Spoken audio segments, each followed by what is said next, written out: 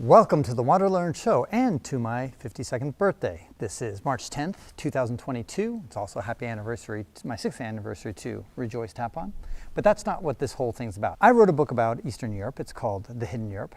And in it, I said, well, don't worry about Russia attacking Ukraine unless somebody's drunk too much vodka. So now here we have it, and surprise, surprise, somebody in the Kremlin drank a little bit too much vodka. A lot of people have asked me what is my opinion of the whole thing. And this is where I want to say the words I love to say. I was wrong. I love saying that because nobody else does. And I love to admit that I was wrong, and I was spectacularly wrong about this. Now, apparently I'm not the only one who was wrong about it. Michael Maful, who is a US ambassador to Russia for several years, he said, I've watched and listened to Putin for over 30 years. He has changed. He sounds completely disconnected from reality. He sounds unhinged, unquote.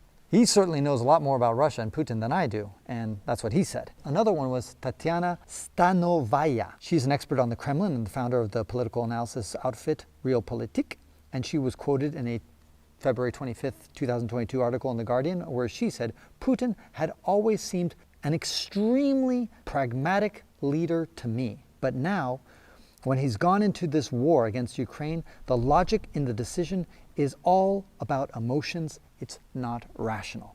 And finally, Marco Rubio, Republican U.S. Senator of Florida, he's the deputy chair of the Senate Intelligence Committee. He put out a tweet saying, I wish I could share more of the confidential information that he knows, but for now, I can say that it's pretty obvious to many that something is off with Putin, unquote. Several experts, people who know way more than I do, have basically said the same thing that I have. I've always viewed Putin as somebody who was super pragmatic, very shrewd, extremely good at taking calculated bets and smart decisions. And his invasion of Georgia, I think that was in 2008, his invasion of Ukraine in the Crimea in 2014, the annexation of that, and grabbing the Donbass region in eastern Ukraine, all these things were like little things. But he would never be so stupid as to flagrantly attack Ukraine or Estonia or Latvia, Lithuania, or any of the stans. It just didn't seem possible. And here we are. That's exactly what he's done. He started off with Ukraine. I admit that I was completely wrong about that. And as a result, I start to question all my opinions about him. In much of the same way, it reminds me of Donald Trump in the sense that in 2016, I was telling everybody there's no way in hell the guy's going to win the 2016 election. Hell no. And I was wrong. So when people were asking, well, who do you think is going to win the 2020 election? I was like, well, in 2016, I was sure that he would lose. So I don't know anymore. So the same thing with regard to Putin. I say with utmost confidence, there's no way he's going to flagrantly attack the entire country of Ukraine. And I was wrong about that. So now if people say, well, would he attack the Baltic or would he attack Central Asia or anybody else, the United States, Alaska, whatever? At this point, I'm like, hell, anything's possible at this point. Once Donald Trump wins the 2016 election, anything's possible. Same thing, once Putin attacks Ukraine, anything is possible. Here's another area I was completely wrong. I figured that Ukraine would quickly fall. That's not because there was not passionate dislike for Russia within Ukraine. I knew that only about 25% of Ukraine is ethnically Russian. And by the way, that's the same as Latvia and Estonia, is around roughly 20-25% Russian as well. So in that sense, if Putin finds 25% ethnic Russian is good enough to attack a country, that puts Estonia and Latvia at risk because they have similar percentage of ethnic makeup. And of course, he could drum up the same reasons and saying, hey, there's genocide, abuse, and all sorts of other stuff. I've been surprised that Ukraine has put up such an amazing fight so far. They could topple in April or sometime later, who knows.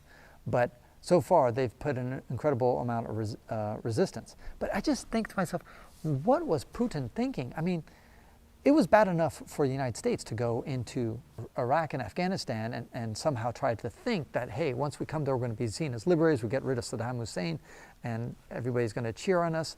Putin had the same kind of delusions, and he got there, and I think he was disappointed.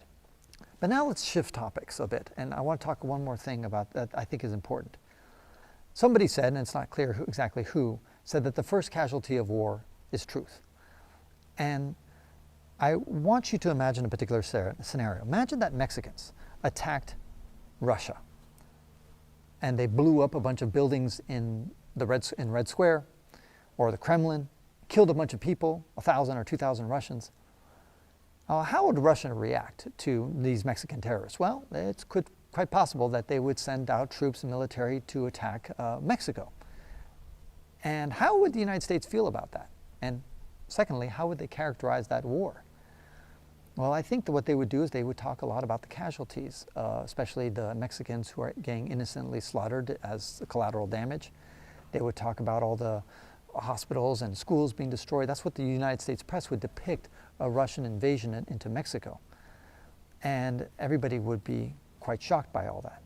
And I just wanted, when I've been listening to all the reports, it reminds me during the Iraq War, as well as the Afghanistan war, when I would watch other news channels, whether it be Al Jazeera or whether it be RT television, or looking at other news sources from less friendly regimes, you would see a lot of Afghanis who were innocent civilians being treated in hospitals and showing the damage that the US military had done in this war on terror. And those are images I remember thinking, we never got to see that. And the casualty numbers hardly talked about. In the United States press during the Afghanistan and Iraqi wars, it was all about military casualties and very little about civilian casualties. And now here we find ourselves on the other side of things, where of course we're just reporting all the civilian casualties in Ukraine, and everything is from the Ukrainian perspective. So I'm just mentioning that to kind of help people think not so one-sidedly on this conflict. I think it's important always to realize that there are always two sides of every story. And that doesn't mean that Putin is right or that the military is right for having invaded Ukraine. I don't see any justification. And in fact, the most damning thing that happened, I think, that was not that widely reported, was that Switzerland broke 200 years of neutrality in order to take a stand against Russia and to put sanctions against them. That, to me, was a huge telling sign. If I were an average Russian, just sitting in Moscow, St. Petersburg, Pskov, whatever, way out in Yekaterinburg, or in Siberia, if I were one of them, and I would hear that the Swiss are taking sanctions against us, I'd be like, this is bad. The Swiss didn't even stand up to Hitler, for God's sakes, and they didn't take a stand on that. They have never taken a stand on anybody, no matter how vicious, and they've just been adamantly neutral. They stood up to Putin and to Russia on this particular war. I mean, to me, Switzerland is about as objective and neutral as can be, and if they are taking sides in this conflict, that says, well, maybe this is a case where there really is one good side and one bad side. It could be just that bad. Again, I try to see things from the Russian perspective as much as I can, but this one is a bit of a struggle. I just trying to imagine, like, what is Putin going to do? Just assume that he does win and he conquers and he either kills Zelensky or he takes over the Ukrainian government and installs puppet regimes, which, by the way, the United States installed puppet regimes in Afghanistan and Iraq as well. So it's the same story. How would the locals feel? Well, they might feel the same way that many local Iraqis and Afghanis felt when puppet regimes were installed there. They weren't too pleased with that either. The Ukrainians will just be such a thorn on Russia's side. I mean, they're going to harass, play guerrilla warfare, sabotage, do terrorist acts. They'll just constantly cause pain and suffering, not just to Ukraine, but particularly targeting Russia. They'll try to go to Russia, blow up stuff over there. It's just going to be a quagmire of epic proportions. And I'm just baffled that Putin, as intelligent and as brilliant as he has been for well over 20 years, that he somehow just lost his marbles and just doesn't see this. Or possibly Putin is the shrewd guy I've always seen him to be, and he's seeing something that I'm not seeing and a whole lot of other analysts are not seeing.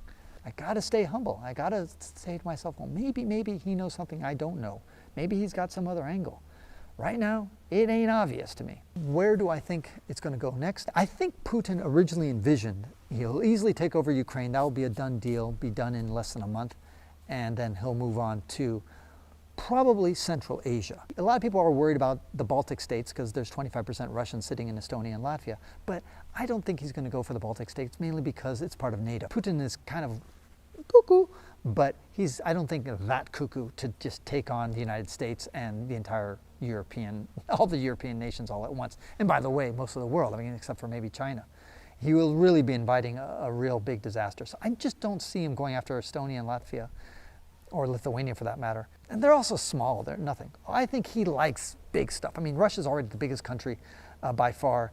Canada is much smaller. They're like 1.8 the size of Canada, almost twice the size of Canada. And Canada's number 2 biggest country as far as geographic size. So I don't think he's gonna want that. But I think he'll look at Kazakhstan and say like, oh, that's a nice big chunk. So he's got Belarus, it's a big country. He'll take Ukraine, another big country, and maybe take Kazakhstan. And then he might look at the other Central Asian countries, all the other stans, Uzbekistan, Tajikistan, Turkmenistan. However, given how bad this little campaign, going to what he expected to be the second friendliest country out there, Belarus being the friendliest country for him, he thought that Ukraine would definitely be the second friendliest one. He's like, shoot, if this ain't working here, how the hell is it ever going to work in Turkmenistan or Kazakhstan? I mean, it might work even worse there. I think the buck is going to stop here. But I think if he really was going crazy and he needed to go further and more territory expansion, he's going to go to Central Asia and not to the Baltics. And finally, there's the nuclear weapon. Could he use it? Well, I thought maybe tactically he could maybe use it. Like let's say he wants to completely obliterate an airport. That could be a tactical weapon. You could just drop a nuclear bomb there. The problem is that it leaves nuclear fallout and it leaves radiation. So then that airport becomes unusable once you got to rebuild it, first of all, because you just blew it apart. Maybe a tactical use. There's a huge column of tanks and that kind of stuff, and you just want to drop one big bomb and get it all done with. Again, the problem is radioactive fallout. I'm not even talking about the political fallout that comes from that and the craziness. I'm just talking tactically. Just, what's the difference between dropping 1,000 bombs versus one big nuclear bomb? In the end, you're killing and destroying a whole bunch of stuff. You do the same amount of damage. The difference, of course, is the radiation, which results in it, and of course the political fallout, which is another thing. We have this strange notion that it's okay to drop 10,000 bombs, but one nuclear bomb is like, oh no, that's crazy. That's a mass destruction. I'm like, a weapon of mass destruction can be just a machine gun. It kills a lot of people, and you can kill millions of people with machine guns. Hell, in Rwanda they had a machete. In Rwanda, it's a simple machete, killed 1 million people in 100 days. So that's a weapon of mass destruction. So sometimes we think of just chemical weapons, biological weapons, and nuclear weapons as the only weapons of mass destruction. I think sometimes we overlook that there's a whole lot of ways that we can kill people. Frankly, I don't think that he's going to go so crazy.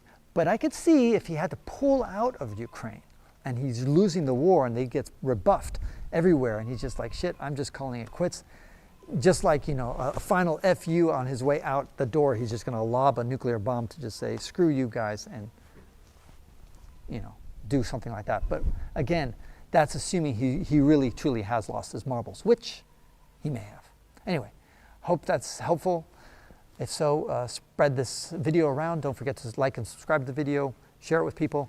This is Francis Tapon, encouraging you to wander and learn, and go to patreon.com/ftapon to sign up and become a member of my Patreon group. You can get rewards for as little as $2 a month. You can get the $25 reward, which I think is the coolest reward. You get $300 worth of gifts just for signing up. And I hope those of you who have loved ones in Ukraine and even in Russia, I hope you guys stay safe and do well. I'm here in Mauritania, which is, who knows where the hell Mauritania is. That's the beautiful thing. If there's a thermonuclear Armageddon, I think Mauritania, wherever the hell that is going to be one of the last places to get hit.